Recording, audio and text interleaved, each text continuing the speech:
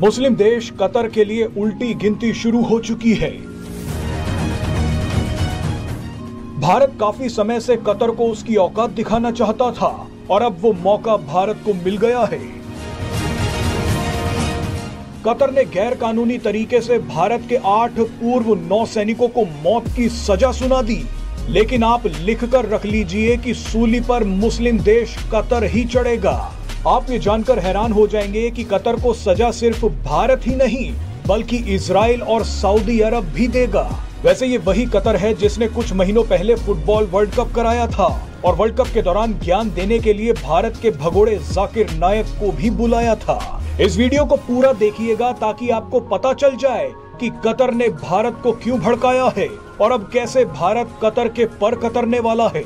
दरअसल कतर वो देश है जिस पर खुद खाड़ी देश ही कट्टरता और आतंक फैलाने का आरोप लगा चुके हैं।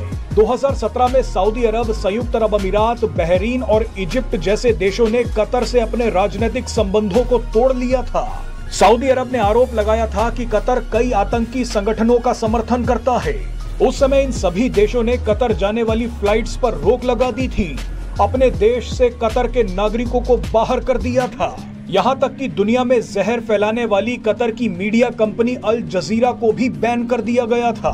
अब इसी का फायदा भारत कतर की धज्जियां उड़ाने के लिए करेगा। भारत कतर का वही हाल करेगा जैसा किसी आतंकी देश के साथ किया जाता है। कतर का हुक्का पानी बंद करवाया जाएगा, ठीक वैसे ही जैसा पाकिस्तान के साथ किया गया और फिर कनाडा के साथ किया गया। अब नंबर कतर का है।